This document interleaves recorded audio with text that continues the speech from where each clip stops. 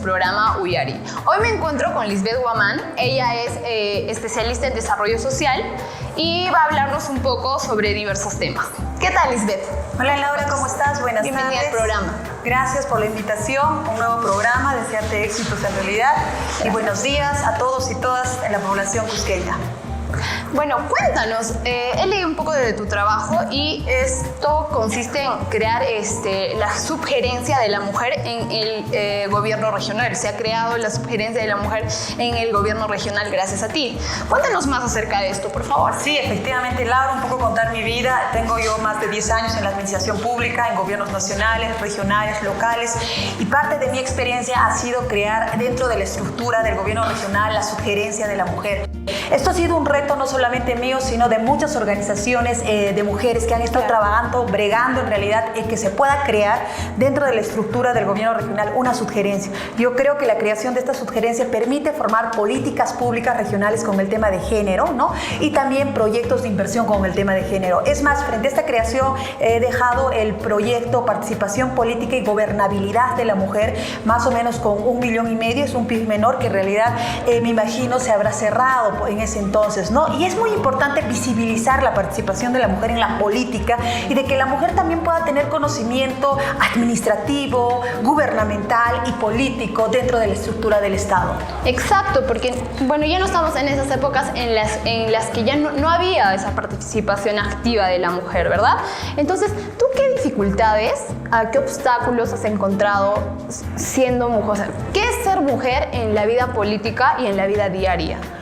Ser mujer es un reto, es muy bonito, es sacrificante, es sentir, es emocionante en realidad, porque conoces de manera directa las necesidades, las sugerencias, las demandas de la población, conoces de cerca a las guaguitas, a la primera infancia, y como madre hay veces, como mujer, te pones tu piel, ¿no? Se pone tu corazón y dices, no, caracho, yo creo que hay que trabajar por este tema, tengo el suficiente conocimiento técnico, el reflejo político para poder dar o brindar alternativas que nos permita mejorar. Pero también hemos estado en esta campaña, en este tema de la coyuntura del coronavirus, y estamos utilizando los mecanismos digitales para poder dar a conocer nuestros programas, de quiénes son, pero también recibimos ataques, te comento, ¿no? Porque una mujer está en campaña, debería estar criando a sus hijos, ¿no? O porque la mujer va a llegar a la legislatura, debería estar cocinando, ¿no? O cuidando a su familia, ¿no? Entonces, claro, son ataques y me solidarizo con todas las mujeres candidatas a través de tu medio que seguro estarán pasando este tipo de ataques. O cuando estás afuera, oye mamita, qué rica estás, ¿no? O qué buena la candidata, mira, ¿no? Entonces, ven al tema de la mujer con una especie de un cuerpo, un tema sexista, más no una capacidad o una equidad de género competitivas dentro de la política, competitivas y con sentimientos, y que podamos plantear políticas públicas o proyectos de ley que nos permitan tener el tema del desarrollo y crecimiento para nuestro país. Es difícil, ¿no? Es difícil posicionarnos. Yo creo que la ley nos está dando oportunidad porque sí, el Jurado Nacional de Elecciones ahora último nos ha indicado la equidad y la paridad, un varón, una mujer, y sería vergonzoso que no haya congresistas mujeres en este proceso electoral, ¿no? O sea, tanto que hemos luchado las mujeres, la visibilización y la participación, y los 5 candidatos o los 5 congresistas sean varones, ¿no? Entonces, mujeres, ñaña y cuna, ¿no es cierto? Ahora hago un llamado para que podamos apostar por nosotras las mujeres, porque creo que estamos capacitadas, estamos preparadas para poder asumir dentro de este tema legislativo, ¿no? Exacto. Lisbeth, veo que eres una mujer muy comprometida hasta en la forma de hablar, eres muy enérgica, entonces quisiera saber un poco más de ti. ¿Quién es Lisbeth Guamán? Cuéntanos. Bueno, Lisbeth Guamán viene de abajo. Viene de un pueblo joven de Independencia, ¿no? Ha estudiado en un colegio público, Luis Vallejo Santoni, también de Independencia. He sido la primera alumna becada. He estudiado en nuestra alma mater, la UNSAC. Soy licenciada en Filosofía y Psicología en Educación, ¿no? Me he especializado en políticas públicas. Tengo una especialización en Gestión Pública en la ESAN, ¿no? Tengo una maestría en Psicología Clínica, ¿no? Y hace poco he culminado mi maestría en la Universidad de Complutense en España en Políticas Públicas, ¿no? Soy especialista dentro del desarrollo humano, 10 años en la administración pública en temas de gerencias, subgerencias, ¿no? Viendo siempre el tema de desarrollo humano, ¿no? Soy activista también, hemos creado la coordinadora regional Micaela Vive en las 13 provincias, ¿no? Hemos empoderado a esa mujer corojuda, a esa mujer con fuerza, fuerza, campesina, urbana, moderna, conservadora. Y gracias a esa coordinadora tenemos 3 alcaldesas mujeres, ¿no? Una, la compañera Carmen, que ya pasó, que es en Yucay, y la otra compañera actual, que es alcaldesa en Acha, que también es una micaela. Y muchas regidoras que han pasado en la historia que han sido micaelas. Entonces, yo creo que depende de nosotros. Si la mujer puede llevar la organización de nuestra familia, de nuestras guaguitas, lo hará mucho mejor de nuestro país. Es por eso importante apostar por nosotras las guarmis. Claro que sí. Y bueno, también quería consultarte, tú que estás más inmersa en estos temas de género y más de empoderamiento de la mujer, ¿se ha visto en esta pandemia, en esta situación, en la coyuntura actual, el incremento de casos de violencia doméstica? ¿Tú qué opinas al respecto y qué se debe de hacer en esos casos, ¿no? Las personas que sufren de esta violencia, ¿qué podrían hacer? A veces se sienten bloqueadas por la misma vergüenza, no denuncian los casos, o por la misma coyuntura no se le da tanta atención del Estado a esos casos. ¿Cuál es tu opinión al respecto? Sí, Laurita, tienes mucha razón. Yo que he estado viajando por muchas provincias, por muchos sectores, el tema del confinamiento que hemos tenido frente a esta coyuntura y que lo estamos pasando en este coronavirus nos está causando problemas de salud mental. Y esos problemas creo que tenemos que tener la suficiente capacidad y el reflejo para poder responder.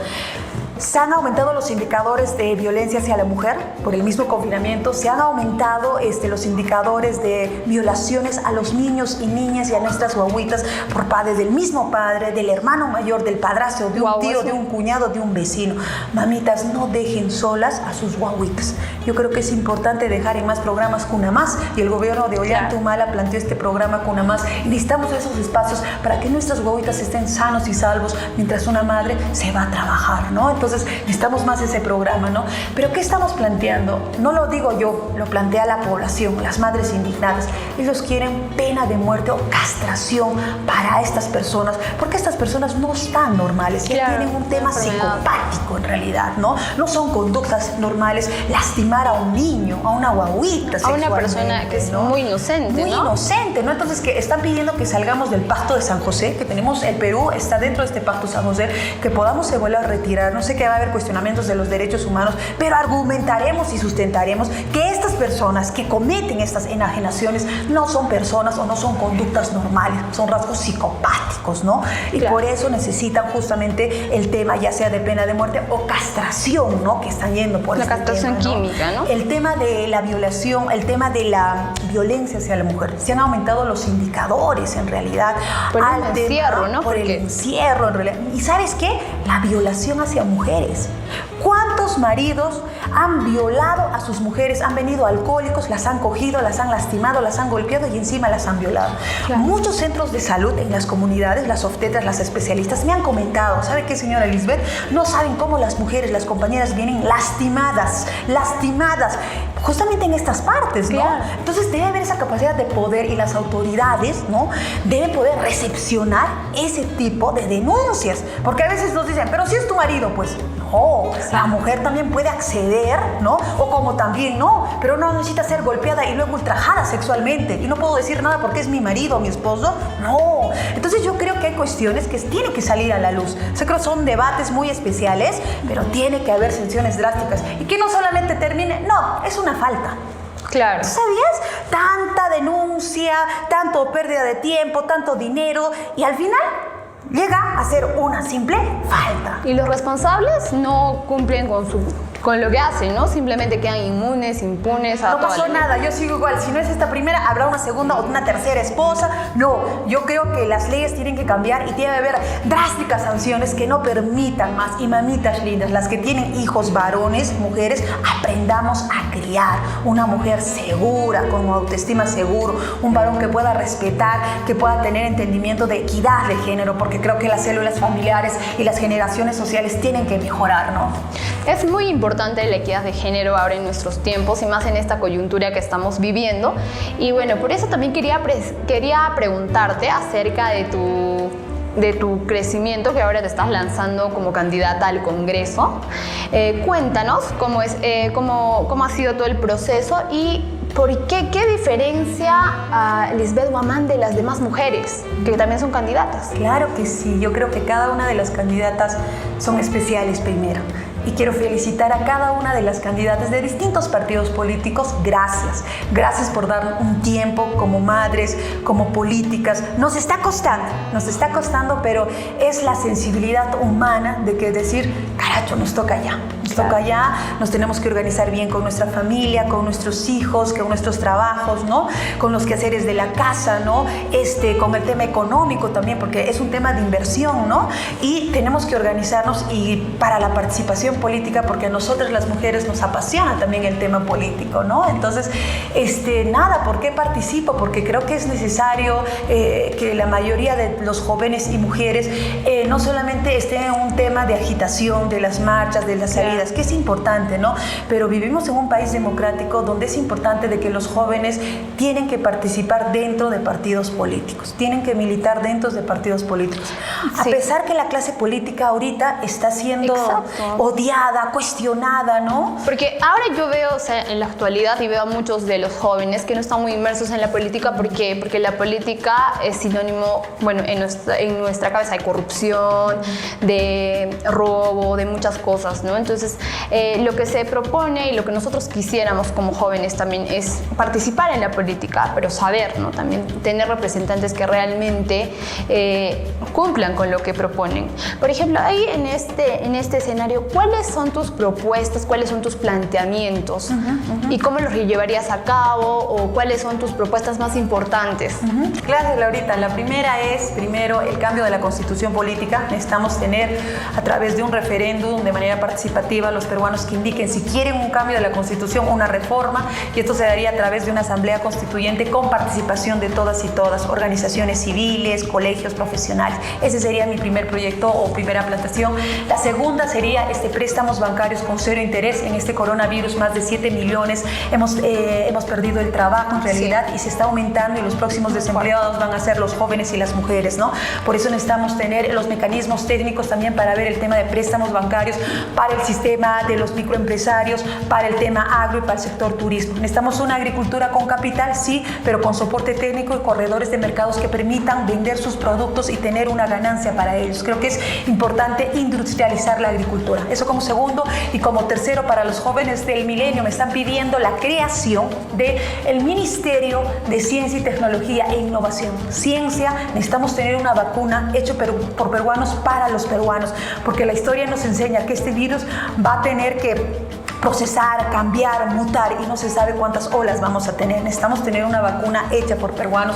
Y tecnología y ciencia, tiene que ser considerado el tema del internet como un derecho importante, ¿no? Y que también el hecho de poder tener los laptops, las tablets, se han duplicado los precios, Laurita, te comento. Sí. Ahora una tablet está el doble precio, el triple. ¿Y por qué no sacar los permisos y los peruanos puedan elaborar este tema, ¿no? Este material, porque nos serviría muy importante. El tema de las plataformas digitales, ¿no? También es importante crear, y es por eso que a través de este ministerio va a haber los mecanismos adecuados, ¿no? Y el cuarto, en realidad, es la reforma fiscal, que es importante ver tributos a los sectores ricos, porque necesitamos tener espacios para los demás, necesitamos dar bonos, estamos planteando bonos de un año para toda la población. Básicamente estos 4 aspectos importantes, Laurita.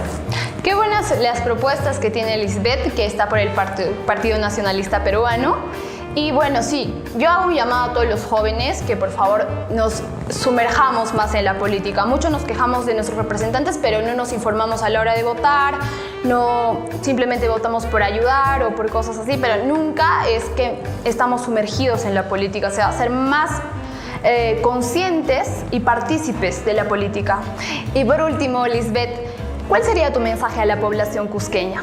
Por último, diría que este 11 de abril voten por las políticas públicas, voten por una inclusión social, voten por un país democrático con participación, voten por Ollanta-Humala y escriban el número 4. El número 4 de una mujer consecuente, luchadora, con principios como tú. Muchas gracias, Lisbeth, por venir al programa. Éxitos en tu campaña, y ojalá necesitamos más mujeres con esa energía y que nos puedan representar en el Congreso. Y conmigo, chicos, ha sido todo por hoy. Nos vemos cada viernes mediante la plataforma de iDiario en su programa Uyari.